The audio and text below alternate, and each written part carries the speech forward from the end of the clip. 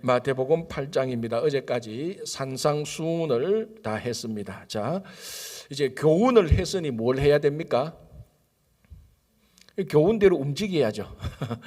이제 마태복음 5장, 6장, 7장 예수님께서 산상수훈을 하시고 이제 산상수훈이니까 산에서 교훈을 하셨단 말이죠. 그러니까 당연히 이제 그 산에서 내려옵니다. 자, 이제 8장 1절 예수께서 산에서 내려오시니 수많은 무리가 따르니라. 한 나병 환자가 나와 절하며 이르되. 자, 산에서 내려오는 즉시 해야 될 일거리가 산더미처럼 쌓이기 시작합니다.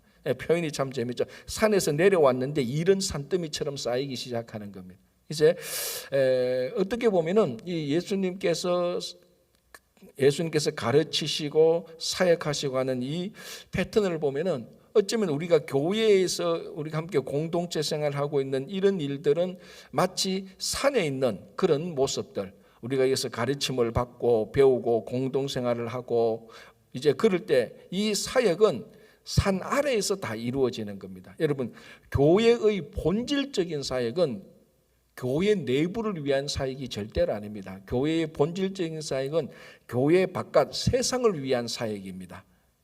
그러니까 교회의 이익은, 이게 참 아이러니한 게, 교회 사역의 이익은 교회를 위한 것이 직접적인 목적이 아니고 교회 바깥에 있는 것이 직접적인 목적입니다.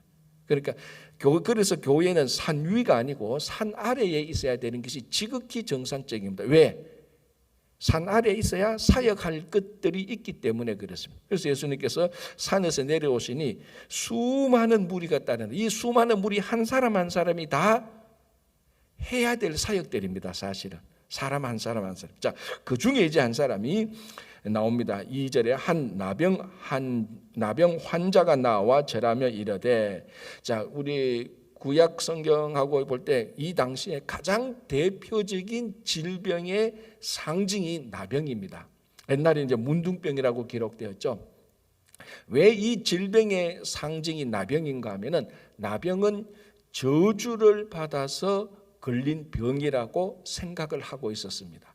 예를 들어서 뭐 다리가 부러졌다, 설사가 났다, 이런 것은 저주가 임했다라기보다는 그냥 이제 자기가 좀 잘못을 했다, 이런 개념이 많은데, 나병은 저거 분명히 신에게, 하나님에게 저주를 했다, 하나님에게 저주를 받은 사람이라고 생각해서 걸린 병이 나병입니다. 그러니까 질병 중에 가장, 우리말로 하면 가장 뭐라고 말합니까? 이게 좀 재수 없다 이렇게 말하면, 가장 사람이 가까이에서는 안 된 질병이 나병입니다. 그런데 예수님께서 산에서 내려오시자마자 가장 먼저 다가온 사람이 중풍병자도 아니고 안전병이도 아니고 봉사도 아니고 이 나병 환자라는 겁니다. 그러니까 굉장히 의미가 있는, 굉장히 상징적인 의미죠. 모든 병자들의, 모든 병의 대표인 나병 환자가 예수님에게 나옵니다.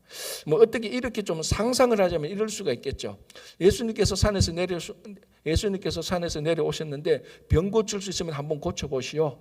가장 대표적인 나병 환자가 나타나는 거예요. 물론 나병 환자가 그렇게 생각해서 온 것은 절대로 아니지만요. 자, 근데 이 나병 환자가 굉장한 예수님에 대한 믿음과 예수님의 치유에 대한 정확한 본질을 알고 있었습니다. 자, 뭐라고 말합니까? 2절에 한 나병 환자가 나와 절하며 이르되 주여 원하시면 저를 깨끗하게 하실 수 있나이다. 보통 환자들이 가서 의사에게 말합니다. 이거 내 아파 죽겠는데 제발 좀 내 이 병이 좀 나았으면 좋겠다. 자기 소원을 말하는 겁니다. 워낙 그 병 때문에 고통이 있는데, 그런데 이 나병 환자는 주님께 나와서 내 소원이 이 병이 낫는 것이 내 간절한 소원입니다, 그렇게 말하지 않고, 물론 자기 나병 환자가 나병에 걸린 것에서 해방되는 게, 치유받는 게 자기의 간절한 소원이 맞죠. 그러나 주님께 나와서 어떻게 말하는가 하면은, 내게 간절한 소원이 있는데 이 소원을 들어주세요, 이렇게 말하지 않고 주님께서 원하시면 깨끗하게 할 수 있습니다. 자, 이게 초점이 어디 있느냐에 따라서 초점이 어디에 두느냐가 완전한 차이가 나죠. 보통 환자들은 내가 원합니다, 내 병이 간절히 낫기를 원합니다. 자기 중심적으로 병이 치유되기를 원하는데 이 나병 환자는 주여 주님께서 원하시면 나를 깨끗하게 하실 수 있습니다. 내가 아무리 원해 본들, 내 소원이 아무리 강한들, 내 소원이 아무리 순수한들 주님께서 원하시지 않으시면 이거는 고칠 수 없습니다. 그러니까 이 병에 치유할 수 있는 분이 내 소원이 아니고 주님의 마음에 있다는 것을 얘기하는 겁니다. 그러니까 아주 이 나병 환자가 신앙의 본질이, 신앙의 초점이 어디에 있는가를 정확히 압니다. 자, 그러니까 주님께서 두말 없이 3절 예수께서 손을 내밀어 그에게 대시며 이르시되 내가 원하노니 깨끗함을 받아라. 그러니까 이게 주거니 받거니가 잘 되는 겁니다. 이래 돼야 치유가 일어나는 겁니다. 그렇지 않습니까? 이 환자가 예수님께서 원하셔야 내가 낫는다. 그러니까 예수님께서 그래 맞다. 내가 원한다라고 고쳐주는 겁니다.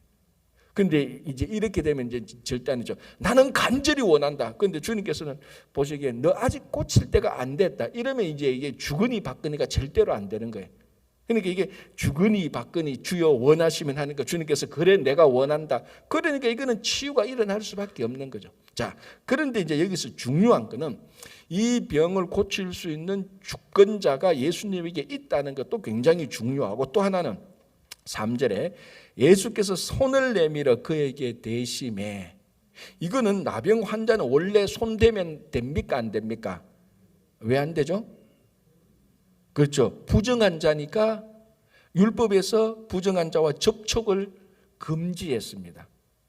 나병 환자가 온다 할지라도 원래 율법에 의하면 율법을 지키면서 이 나병 환자를 고치려면 어떻게 해야 됩니까? 멀리 떨어져서 너 내하고 가까이 오지 마.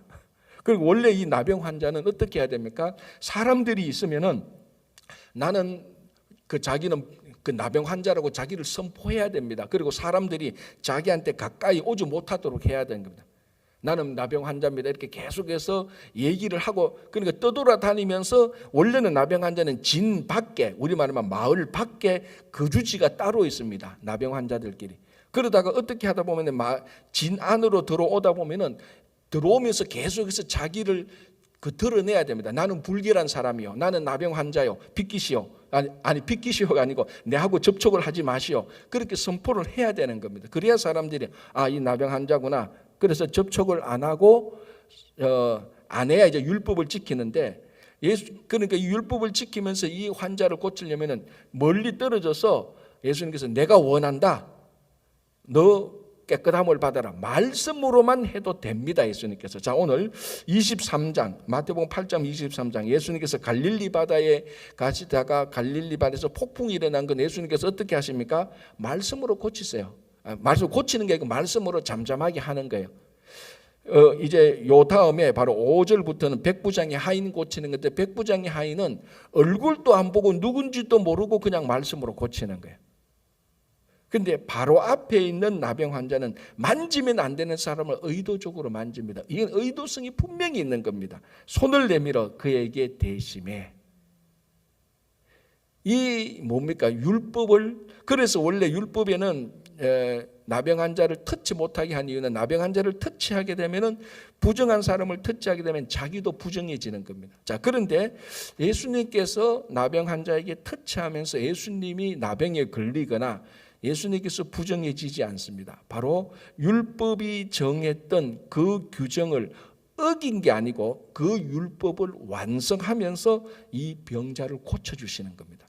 자, 그리고 4절 보시기 바랍니다. 예수께서 이르시되 삼가 아무에게도 이르지 말고 다만 가서 제사장에게 너의 몸을 보이고 모세가 명한 예물을 드려 그들에게 입증하라.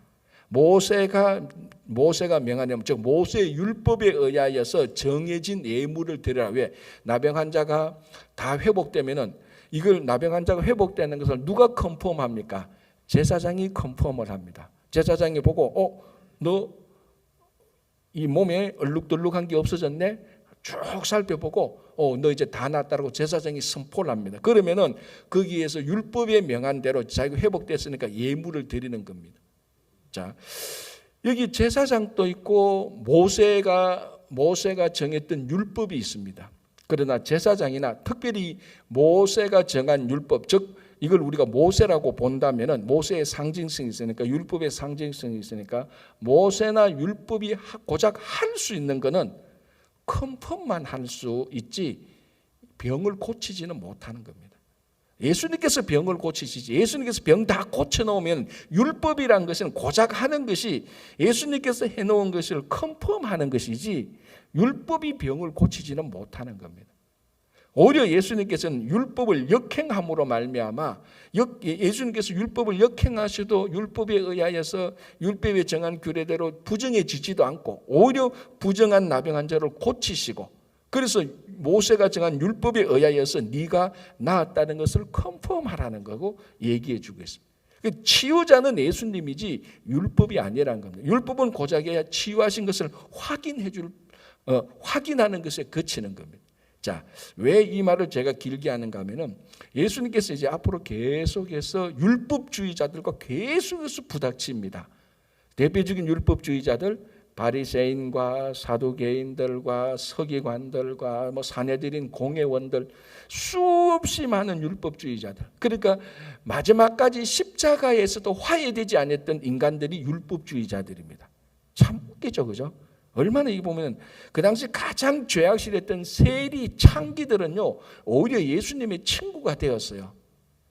그런데 가장 율법을 많이 하는, 우리가 말하면 가장 신앙이 좋다고 하는 이 사람들은 끝까지 예수님의 십자가 앞에서 안 나와요. 보면은 복음서를 보면 참 아이러니한 거예요. 정말 아이러니. 자, 그래서 첫 번째 마태복음은 첫 번째 환자를 고치면서 율법이 가장 저주했던 환자, 나병 환자를 고치면서 의도적으로 그에게 접촉해서 말씀으로만 해도 되는데 그렇지 않고 접촉해서 율법을 초월해서 고쳐 놓으면은 율법이 하는 것은 컨펌밖에 못합니다. 무슨 말인가? 예수님께서 율법을 완성시키고 있는 것입니다. 율법을 하지 못한 율법의 무능력을 예수님께서 능력으로 고쳐주시는 것입니다. 그렇죠? 자, 이제 그러고 난 다음에 그 유명한 8장 5절에서는 가버나움 백부장의 하인을 고칩니다. 그리고 14절에 보면은 가버나움에 있었던 누구를 고칩니까? 베드로의 장모. 자, 14절 예수께서 베드로의 집에 들어가서 요거 같이 다 가버나움에서 일어난 겁니다. 그래서 가톨릭은 전부에 수요 성경 공부, 성경 탐구 40일 할 때 우리가 지도 그릴 때 가버나움이 어디 있었다고요? 갈릴리 호숫가에 접해 있는데 약간 중간 지점으로 보면 북서쪽 갈릴리 호수 한중간에서 보면 한 10시 반 방향에 가버나움이 있습니다. 거기에 베드로의 집이 있었던 거죠. 그래서 이 가버나움은 굉장히 중요한 장소가 되고, 무엇보다도 예수님께서 처음 사역하신 갈릴리 초기 사역의 핵심 그 마을이 가버나움입니다. 여기서 백부장의 하인도 고치시고 베드로의 집이 있었으니까 베드로의 집에 들어가서 베드로의 장모의 열병도 고치시고, 그러니까 가버나움은 굉장히 중요한 의미가 있는 거죠. 자, 5절에 예수님께서 가버나움에 들어가시니 한 백부장이 나와 간구하여. 자, 이 백부장은 이방인 백부장입니다. 분명히, 그죠? 이제 우리가 알기로는 로마 장교죠. 밑에 로마 군사가 100명이나 있었던 아주 출중한 권세 있는 그런 장교, 로마 장교죠. 그는 가버나움 해봤자 그렇게 큰 도시가 아닙니다. 그 갈릴리에 인접해 있는 도시가 크본들 얼마나 크겠으면 크지 않거든요. 거기에 이 백부장은 실세입니다. 사실은 실세죠. 이거하고 똑같습니다. 우리나라가 일본의 식민지 받을 때 저 농촌에 일본 순사가 실세인 거하고 똑같습니다.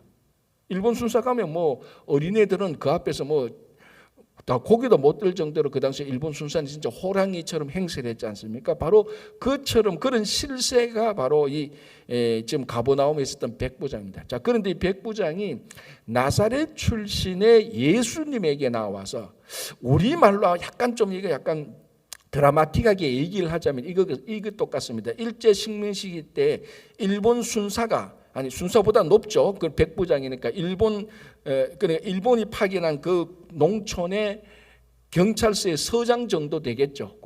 그 서장이 독립군 비슷한 사람에게 나오는 거하고 똑같습니다. 지금 왜냐하면 분명히 이 가운데 예수님을 따라간 사람들 가운데는 많은 어떤 기대를 품고 있습니까? 예수님께서 로마를 정복하고 이 나라를 다시 찾을 것이라는 구약에서 말했던 그런 종말에 와서 대적들을 다 물리치는 그런 선지자라고 그런 메시아라고 인식하고 찾아온 사람들이 많이 있었거든요. 그런 소문들이 있었다면 로마 백부장은 이 예수님하고는 완전히 원수가 될 수 있는 그런 관계입니다. 일본 순사하고 독립군하고 원수 관계인 거하고 똑같죠. 그런 관계에서 이 백부장이 예수님에게 찾아오는 겁니다. 근데 이게 예사일이 아니죠. 우리가 뭐 별 생각 없이 그냥 로마에 가버나움에 있었던 그 백부장이 예수님에게 나와서 자기 하인을 고쳤다라고 말하지만 그 우리가 디테일하게 자세히 상황을 살펴보면요, 굉장히 여기가 우리가 생각할 게 많은 거죠. 일본 경찰서 서장이 독립군에 대한민국 독립군에게 독립투사에게 나오는 것하고 똑같습니다. 와서 뭐라고 말합니까? 자, 6절에 이르되 주여 내 하인이 중풍병으로 집에 누워 몹시 괴로워하나이다. 자, 여기 보십시오. 뭐라고 부릅니까? 예수님에게 주여라고 부른다. 물론 여기서 지금 주여라는 것은 확실한 메시아로서 고백하는 주여보다는 좀 레벨이 떨어지는 겁니다. 그럼에도 불구하고 이방인 백부장이 나사렛 출신의 예수님에게 나와서 주여라고 말하는 것은 이거는 심상치 않은 인격을 가진 사람입니다. 보통 사람은 할 수 없는 지금 행동을 하는 겁니다. 이방인 백부장이. 예수님에게 나올 이유가 없죠. 전혀 없죠. 자, 그런데 누구를 고쳐달라고요? 자기 아내가 병들어서 지금 힘들어합니다. 고쳐달라고 말합니까? 아니죠. 내 100명의 군사 가운데 한 명이 병들었으니 고쳐달라고 말합니까? 아니요. 누구를 고쳐달라고 말합니까? 하인 하나예요, 여러분. 하인 하나. 군사도 아니고 백부장은 100명의 군사를 다스리고 있는데 100명 중에 군사 한 명도 아니고 하인이라니까. 하인. 이 당시 하인 같은 거는 말 한마디로 병들어 중풍 걸린 하인 같으면 로마 이방인 백부장, 로마 백부장이 어떡합니까? 명령 내리면 돼요. 이 하인 중풍 걸렸으니까 이제 더 이상 쓸모가 없다. 하인 바꿔라. 한마디만 하면 다 정리되는 거예요. 그런데 이 하인을 고치려고 이방 백부장이 나사렛 출신의 선지자였던 예수에게 나온다? 이런 경우는 없어요, 사실은. 일본 경찰선상이 자기 집에 있는 식무 하나 고치려고 그 독립투사에게 나온다? 말이 안 되는 거죠. 그런데 이 백부장이 나와서 자기 아내라면 또 몰라.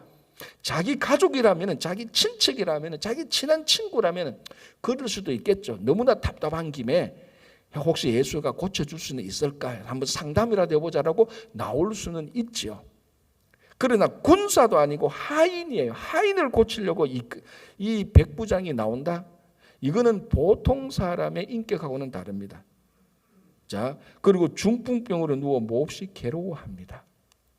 그러니까 예수님께서 내가 가서 고쳐주겠다. 예수님도 이게 무슨 마음인지. 그런데 예수님께서 딱 본 순간 아는 거죠. 이 이방인 백부장은 다른 이방인들하고 다르다. 그래서 예수님께서 그 말씀을 듣고 이방인 백부장이 와서 자기 하인을 고쳐달라는데 아내도 아니고 고쳐달라는데 그 얘기 듣고 예수님께서 오케이 내가 가서 고쳐주겠다 하니까 더 놀라운 일이 일어납니다. 뭐라고 말합니까? 8절에 백부장이 대답하여 이르되 주여 내 집에 들어오심을 나는 감당하지 못하겠사오니. 자, 이게 목사님이 신방 가는데 목사님 우리 집에 오는 것을 감당하지 못하겠습니다. 왜요? 청소가 안 됐어요. 이런 차원이 아니라니까요. 이런 차원이 아니고 진실로 예수님의 권위를 인정합니다. 이방인 백부장이. 어떻게 당신 같은 분이 나같이 누추한 사람이 살고 있는 거처에 오겠습니까? 진실로 예수님의 권위를 인정하는 거예요. 우리 아직 청소도 덜 됐고, 집도 멀고, 오면은 뭐 또 이리저리 또 우리 뭐 신경 쓸 거 많으니까 그냥 말씀으로만 하십시오. 그 차원하고는 진실로 그분의 권위를 인정하고 그분의 권위가 우리 집에 오는 거, 이거는 감당하지 못하겠습니다. 나도 내 밑에 군사들이 있는데 나도 내 밑에 군사들에게 명령을 하면은 내 밑에 군사들도 내 명령대로 움직입니다. 내 밑에 군사들도 내 명령을 듣고 순종하오니 주님께서도 말씀으로만 하시면은 내 종이 낫겠나이다. 어마어마한 믿음이죠. 자, 예수님께서 뭐라고 말합니까? 10절에 예수께서 들으시고 놀랍게 여겨 따르는 자들에게 이르시되 내가 진실로 너희에게 이르노니 이스라엘 중 아무에게서도 이만한 믿음을 보지 못하였노라. 이거는 어마어마한 선언이죠. 이스라엘 사람 가운데 이 이방인 백부장보다 믿음이 좋은 사람을 보지 못했다. 그래서 예수님께서 고쳐줍니다. 아주 나병 환자 고치는 거하고 이방인 백부장이 하인 고치는 이 형태를 보십시오. 완전히 판이하게 다릅니다.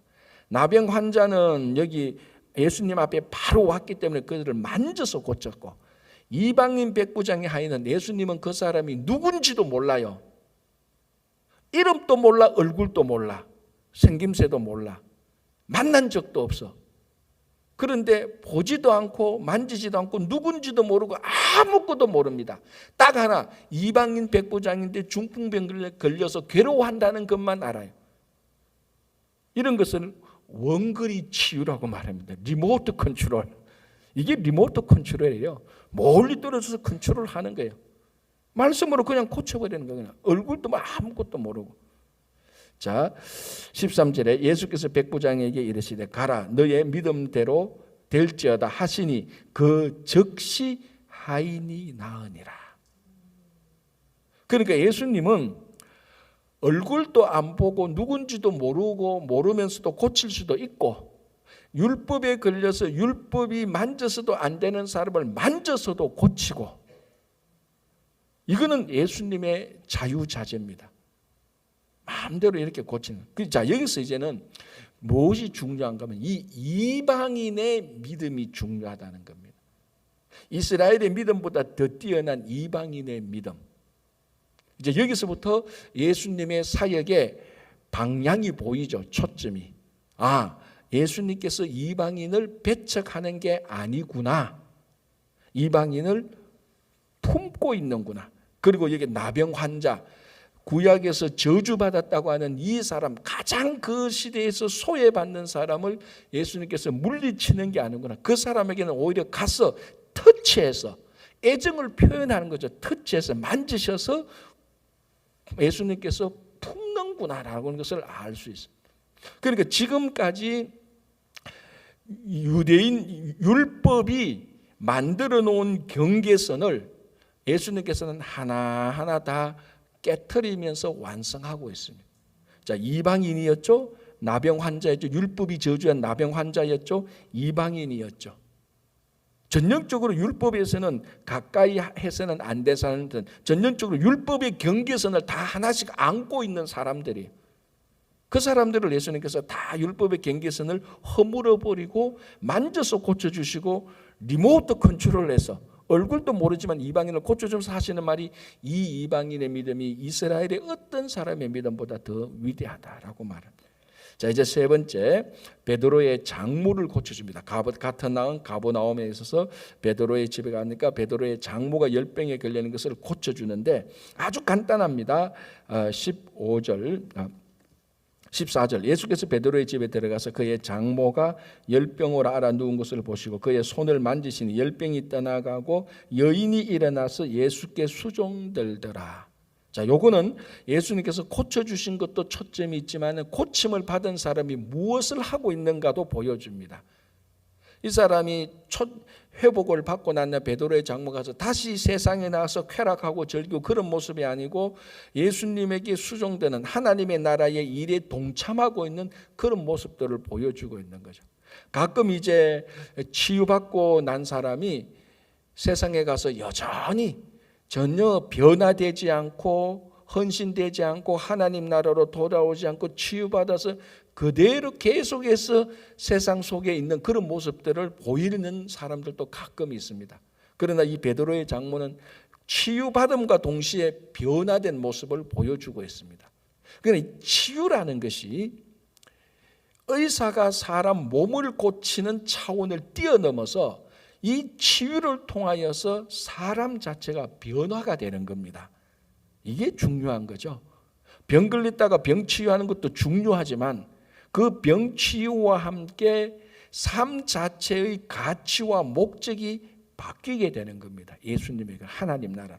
그걸 지금 보여주죠.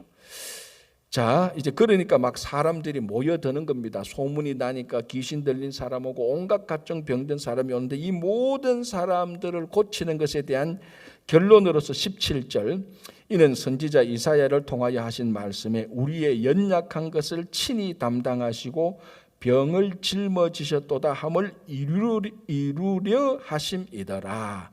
자, 이것을 왜 고쳤나? 또 다른 차원에서 말하는데 이것은 이사야 선지자가 했던 우리의 연약한 것을 친히 담당하셨다라는 그 말씀이 있습니다. 이사야 선지자. 그런데 이것을 예수님께서 이루셨습니다. 이게 무슨 의미입니까? 이사야 선지자는 우리의 연약한 것을 친히 담당하시는 사람을 누구라고 말하고 있습니까? 이 사람이 메시아인 거예요. 그런데 귀신도 쫓아내고 아픈 것도 다 치유하는 거 보니까 이것을 마태복음을 기록한 마태 보니까 이분이야말로 우리의 모든 연약한 자, 여기서 연약한 것은 힘이 없어, 팔에 힘이 없어 축들이 이런 연약한 게 아니에요. 인생 자체에 연약한, 질병에 걸리는 것, 우리가 올바른 일을 하지 못하는 것, 바른 생각을 하지 못하는 것을 비난하지 말라 했는데 비난하는 이런 모든 인간의 연약한 것을 말합니다. 이 모든 것을 예수님께서 다 걸머지셨습니다. 이 말씀을 이루려는 것 자체도 중요하지만 이 말씀의 내용이 의미하는 것이 무엇인가가 더 중요하죠. 뭡니까? 이렇게 하는 사람이 한 사람 나중에 다윗의 한 가지로부터 나타날 것인데 바로 이 사람이 메시아라는 건데 예수님께서 그것을 친히 담당하셨다는 것을 보여줍니다. 그러니까 가버나움에서 사역하시고 나병 환자를 고치시고 이방인 백부장의 하인을 고치고 베드로의 장모를 고치고 각종 귀신 들린 자들 다 고쳐줌으로써 우리의 연약한 것을 감당하셨다. 이분이 메시아라는 것을 지금 선포하고 있는 겁니다. 그렇죠? 자, 그러니까 이제 예수님께서 소문나니까 그에 대한 관심 있는 좀 뜻있는 사람들이 막 모입니다. 예수님을 따라오려고 할 때 예수님께서 뭐라고 말합니까? 네가 나를 따라올 수 있겠느냐? 나는 여우도 굴이 있고 공중의 새도 거처인데 인자는 머리 둘 곳이 없다. 20절에 말하고 있어요. 이 말을 한마디로 말하면 나는 I am homeless. 네가 날 따라오겠느냐? 니네 따라오면 내하고 홈리스인데 노숙해야 되는데 따라올 수 있겠느냐? 내가 뭐 사람을 고치고 뭐 이러니까 사람들이 나를 선지자로 메시아로 막 이렇게 떠받드는데 실제로 나는 홈리스다. 나를 따라올 수 있겠느냐라고 말하는 겁니다. 자, 여기서 우리가 하나 중요하게 볼 수 있는 것은 왜 예수님이 홈리스를 해야 됩니까? 능력이 있는데.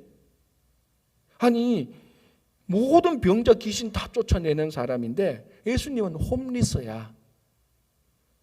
예수님께서 세 가지 시험을 받을 때 첫 번째 시험, 돌로 떡을 만들어 먹으라고 했을 때 제가 얘기했습니다. 예수님은 하나님과 동일한 능력을 가지고 계시지만 그 동일한 능력을 가지고 자기를 위해서 능력을 쓰지 않았다는 겁니다. 요 똑같은 것이죠. 예수님께서는 무한하신 능력이 있었는데도 자기 자신을 위해서는 능력을 안 쓰는 겁니다. 그래서 홈리스로 그냥 있는 거예요. 자, 요즘에 뭐 우리 능력자들, 뭐 유명한 부흥사들, 뭐 귀신 고치는 사람들 뒷조사해 보면요, 은행 어카운트에 수억이 들어가 있어요. 사례 받고 홈리스가 아니고 몇 채의 집을 가지고 있고 그 능력을 전부 다 사람 하나님을 위해서 쓰는 것 같지만 결국은 삥 뚫려서 자기를 위해서 쓰는 거짓 선지자들이 참 많은데 예수님께서는 이 은사를 위해서 자기를 위해서 쓰지 않습니다. 하나님과 똑같은 은사인데. 자, 그렇다면은 우리가 여기서 한 발자국만 더 나가서 생각해 봅시다. 예수님이 무한한 은사를 자기 개인을 위해서 쓰지 않았다면은 하나님께서 우리들에게 주신 것은 은사만 주셨습니까? 물질도 주셨고 달란트도 주셨고 시간도 주셨고 많은 것들을 우리에게 주셨어요. 우리는 이 모든 것들을 합력하여서 나를 위해서 씁니다. 모든 것을 합력해서 선을 이루는 것이 아니고 모든 것을 합력해서 나와 우리 자식들만을 위해서 다 쓰는 거죠.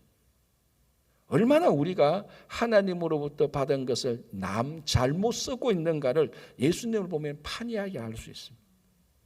사탄이 그걸 시험했습니다. 다른 것이 첫 번째 시험이 그걸 시험했습니다. 너 하나님의 아들이 아니냐? 돌로 떡 만들어 먹어라.